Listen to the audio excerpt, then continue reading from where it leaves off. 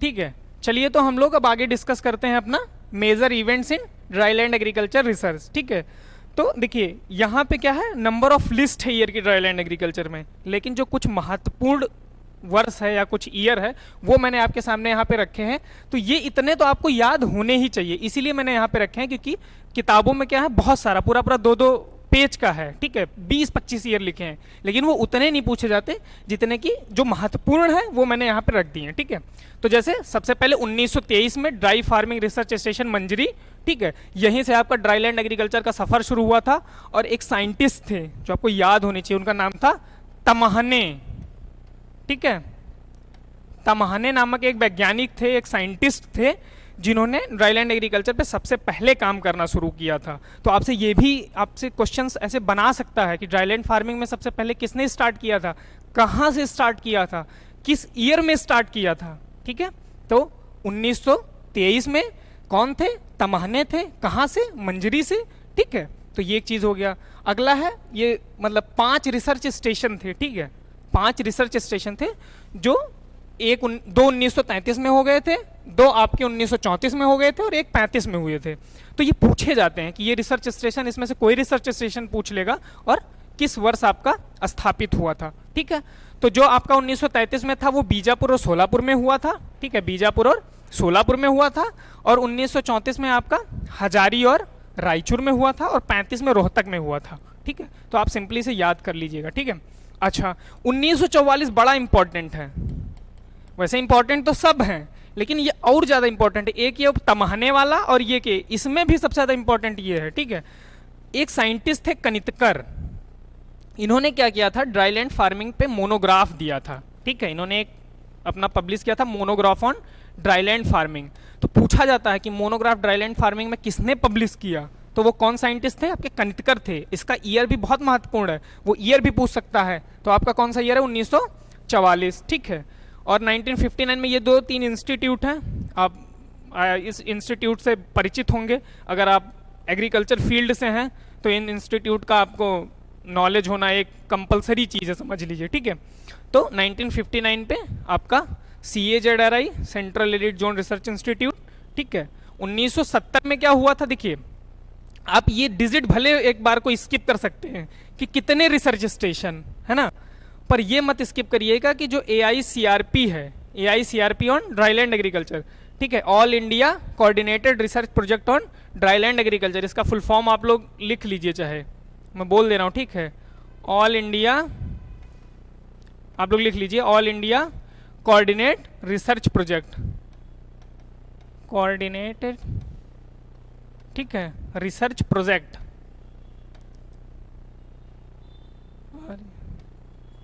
ठीक है, research project. ठीक है, आप लोग लिख लीजिए। ठीक है, ऑन ड्राईलैंड एग्रीकल्चर, DA का मतलब क्या हुआ यहाँ पे आपका, ड्राईलैंड एग्रीकल्चर। ठीक है, तो आपसे ये पूछ लिया जाएगा कि जो AICRP है ड्राईलैंड एग्रीकल्चर में, वो किस वर्ष शुरू की गई, तो 1970 में। और पहला तो आप जान ही रहे होंगे, बहुत ही महत्वपूर्ण चीज है वो भी, कि पहला कब शुरू हुआ था, 1957 में। 1957 में किस पे, तो मेज पे। ठीक है, इसकी भी लिस्ट है, वो भी मैं कभी नोट डाउन करा दूंगा आपका, लेकिन महत्वपूर्ण था इसलिए मैंने बता दिया। तो 1957 में मेज में पहला शुरू हुआ था। और आपका ड्राईलैंड एग्रीकल्चर आज हम लोग पढ़ रहे हैं तो आप लोगों को पता होना चाहिए ड्राईलैंड पे AICRP का भी स्टार्ट हुआ, तो आपका 1970 में। और एक और इंस्टीट्यूट आप सब इससे भली भांति परिचित होंगे, है ना, तो वो ICRISAT है। कब हुआ था, 1972 में। कहाँ है, हैदराबाद में है ना। अच्छा एक चीज और, ये कौन सा इंस्टीट्यूट है, इंडियन है या इंटरनेशनल है, इंटरनेशनल है, ये बात ध्यान रखिएगा। काफी लोग आपकी परीक्षा में वो कंफ्यूज करता, I फॉर इंडियन लिखेगा फुल फॉर्म में और I फॉर इंटरनेशनल भी लिखेगा, कुछ लोग नहीं देखे लियो इंडिया, गलत हो जाएंगे आप, वहां पे नेगेटिव मार्किंग में चले जाएंगे। ठीक है, तो international crop research institute for semi arid tropics. बाकी तो चीजें आपको याद रहती हैं, आप लोग याद कर लेते हैं, लेकिन वहां पे जब ऑप्शन में कंफ्यूज करता है वो, ठीक है, तो फिर वहां पे आप गड़बड़ कर देते हैं। तो I for international, not India. चलिए, और ये एक प्रोग्राम चलाया गया था डीपीएपी। तो सबसे पहले तो आपको डीपीएपी का फुल फॉर्म भी पता होना चाहिए। अच्छा, एक और चीज़, जो भी यहाँ पे मैं ऐसे लिख लिया हूँ ना, ड्राउट प्रून एरिया प्रोग्राम या जो भी है मैंने शॉर्ट फॉर्म में लिख दिया, इसका फुल फॉर्म आपको अवश्य पता होना चाहिए, ठीक है, क्योंकि एग्जाम में इसके फुल फॉर्म भी पूछ लिए जाते हैं ना। वो डीपीएपी लिखेगा कि what is the full form of DPAP, है ना, तो सिर्फ रटना नहीं है कि 1973-74 में डीपीएपी, आपको उसका फुल फॉर्म भी पता होना चाहिए। तो ड्राउट पूर्ण एरिया प्रोग्राम किसने लॉन्च किया था, ठीक है, बाई सेंट्रल होगा, ठीक है, यहाँ पे स्पेस है, ठीक है, launched by central government of India. तो यहाँ से देखिए, अब एक लाइन से आपके कितने प्रश्न तैयार हो रहे हैं, समझ रहे हैं कि डीपीएपी का फुल फॉर्म, पहली चीज ड्राउट पूर्ण एरिया प्रोग्राम किस ईयर में लॉन्च हुआ, 1973-74 में लॉन्च हुआ। किसने लॉन्च किया, तो government of India, central government of India. वहां पे आपसे पूछेगा कि जो डीपीएपी है लॉन्च्ड बाई, ऑप्शन देगा ऐसे, गवर्नमेंट ऑफ इंडिया एक, दूसरा देगा आपको जानते हैं क्या, आईसीआर लिख देगा, है ना, तीसरा लिख देगा WHO, कुछ भी बना सकता है ऑप्शन आपको, चौथा लिख दिया आपका FAO, ठीक है। तो आपने तो ये याद कर लिया कि डीपीएपी का फुल फॉर्म हो गया ड्राउट पूर्ण एरिया प्रोग्राम, 1973-74 में लॉन्च हुआ था। अरे भाई, लॉन्च किसने किया था ये भी तो पता होना चाहिए ना, आपके दिमाग में क्वेश्चन आना चाहिए, पढ़ते टाइम आपको क्लिक करना चाहिए। नहीं, अगर ड्राउट पूर्ण एरिया प्रोग्राम है तो प्रोग्राम किसी वर्ष स्टार्ट किया गया होगा, तो किस वर्ष स्टार्ट किया, 1973। तो इसके साथ साथ किसने किया है, तो गवर्नमेंट ऑफ इंडिया ने, ठीक है। क्रीडा हैदराबाद आपका 85, ठीक है। अच्छा, 1986 में क्या हुआ था, NWDPRA, तो इसका फुल फॉर्म पहले national watershed development project for rainfed areas, ठीक है। कितने स्टेट में स्टार्ट किया गया था, 15 बाई गवर्नमेंट ऑफ इंडिया। मैंने कहा ना ये प्रोग्राम, तो प्रोग्राम कौन स्टार्ट किया आपको याद होना चाहिए, तो गवर्नमेंट ऑफ इंडिया ने स्टार्ट किया, ठीक है। और फुल फॉर्म आप लोग लिख लीजिए, national watershed development programme for rainfed areas. मैं यहाँ पे लिख देता हूँ, ठीक है, ये यहाँ पे लिख दे रहा हूँ, आप लोग नोट डाउन कर लीजिए, national watershed, national watershed development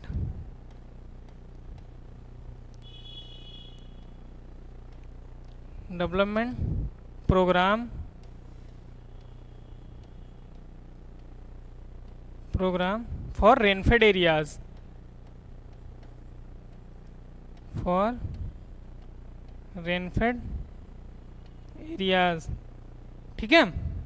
तो ये चीज़ हो गया फुल फॉर्म। और कब लॉन्च हुआ था, तो 1986 में। 15 स्टेट में, आप इतना स्किप भी कर सकते हैं अगर आपको नहीं याद है तो कोई बात नहीं, लेकिन ये गवर्नमेंट ऑफ इंडिया 1986, और इसका फुल फॉर्म तो आपको अवश्य याद होना चाहिए, ठीक है। अच्छा, अब हम लोग थोड़ा थोड़ा कॉन्सेप्ट की तरफ बढ़ रहे हैं। अभी तक हम लोग क्या जान रहे थे, फैक्ट्स जान रहे थे ना, अब हमें कॉन्सेप्ट की तरफ बढ़ रहे हैं, ठीक है। ऐसे क्या है, aridity and drought are due to insufficient water, आपको इनसफिशियंट होगा, यहाँ स्पेस होगा, ठीक है। तो आपका जो एरिडिटी है और जो ड्रॉट है वो दोनों ही मॉइस्चर की कमी से है। तो फिर यही सेम प्रश्न यहाँ पे एक और उठता है कि क्या एरिडिटी और ड्रॉट सेम है, सबसे पहले प्रश्न तो ये। और यदि सेम है तो कोई बात नहीं, लेकिन अंतर है तो क्या अंतर है ना। और दोनों इनसफिशियंट ऑफ वाटर के कारण हो रहे हैं, दोनों वाटर की कमी के कारण हो रहे हैं, ठीक है। तो क्या कुछ इनमें अंतर है, तो जी हाँ, बिल्कुल इसमें अंतर है। एरिडिटी और ड्रॉट में बहुत बड़ा अंतर है। आपका एरिडिटी क्या है, एक परमानेंट फीचर है, और ड्रॉट क्या है, एक टेम्पररी फीचर है ना। अभी आप समझेंगे कि जब ऐसे ड्रॉट ड्रॉट ड्रॉट कई सारा ना, तब एरिडिटी बनता है ना। तो आपसे कभी ये एग्जाम में डायरेक्ट पूछा जाता है, इसलिए मैं आपसे यहाँ बता रहा हूँ। वहाँ पूछेगा एरिडिटी इज अ टेम्परेरी, ऐसे पूछेगा व्हिच वन इज अ, आप समझ रहे कैसे मैं बता रहा हूँ, which one is a permanent feature, aridity, drought, both, है ना। चौथा ऑप्शन वो कुछ और बना दिया, अब वहाँ पे आप कंफ्यूज हो जाएंगे कि बोथ मारें, अब अंतर तो आपको पता नहीं, तो आप कौन सा टिक करें, आपके लिए सवाल होगा, तो आप बोथ टिक करिएगा तो वो गलत होगा, ठीक है। तो एरिडिटी और ड्रॉट में क्या है, डिफरेंस है, दोनों इनसफिशिएंट ऑफ वाटर के कारण होते हैं, बात सही है, लेकिन दोनों में अंतर है। क्या अंतर है मैंने एक बताया, बाकी अभी हम डिस्कस कर रहे हैं, ठीक है। Aridity refers to a condition of deficit of water due to either insufficient precipitation or excess water loss over supply. तो अब पानी की कमी क्यों हो सकती है, या तो भैया इनसफिशिएंट प्रेसिपिटेशन, या तो पानी ही कम बरसा, या तो आपने क्या किया, एक्सेस लॉस कर दिया। भाई कमी किस कंडीशन में होगी, दो ही में हो सकती है, या तो इतना पानी बरसा ही नहीं, और या तो आपने एक्सेस लॉस कर दिया, ठीक है। तो ये चीज़ हो गया। अच्छा, जो टर्म एरिड है वो किस भाषा का शब्द है? समझ रहे ना, बहुत महत्वपूर्ण प्रश्न। लैटिन, सीधा पूछा जाएगा। Term arid is derived from which language? कौन सा? लैटिन। और लैटिन के किस शब्द से? एरिर। आपका प्रोनाउंसिएशन कुछ भी हो सकता है, लेकिन स्पेलिंग नहीं गलत होनी चाहिए, है ना। आप एरिर पढ़िए, कुछ और प्रोनाउंसिएशन भी कर सकते हैं आप, लेकिन स्पेलिंग नहीं गलत होनी चाहिए, क्योंकि ये इसका मेन यही है। तो कौन से वर्ड से है? लैटिन वर्ड के एरिर, जिसका मतलब क्या होता है? ड्राई। तो आप देख रहे हैं कि एक एक पॉइंट में कितने सारे क्वेश्चंस हैं, है ना। तो जो एरिड है वो किस भाषा का शब्द है? आपका लैटिन भाषा का शब्द है। लैटिन भाषा के किस शब्द से? एरिड से, और जिसका मतलब क्या है? ड्राई। ठीक है। अच्छा, मेन उद्देश्य हम लोगों को है कि आप लोगों को कॉन्सेप्ट समझ में आना चाहिए। कॉन्सेप्ट समझना बहुत जरूरी है। जब आप कॉन्सेप्ट समझ लेंगे तो आपको याद करने में भी आसानी होगी, और वो चीज़ें आपको लंबे समय तक याद रहेंगी। ठीक है, तो इसलिए आप लोग कॉन्सेप्ट समझिए, और आपको कोई भी कन्फ्यूजन होगा तो आप लोग हमसे क्वेश्चन पूछ सकते हैं। ठीक है, देखिए वही बात आ गई। Aridity is a permanent climatic feature, ठीक है, and it is the culmination of a number of long term processes. मैंने बताया एरिडिटी ऐसे नहीं होगा, अच्छा ऐसे नहीं बोल देंगे अचानक से एरिडिटी आ गई, नहीं। बहुत सारा सूखा पड़ेगा, ऐसे कई साल तक लगातार पड़ता जाएगा, है ना। तो बहुत सारे और भी फैक्टर्स होंगे, तब एक साथ मतलब आपका फिर एरिडिटी डेवलप होगा। ठीक है, वो कोई टेम्परेरी नहीं है। ड्रॉट क्या है? एक टेम्परेरी कंडीशन है।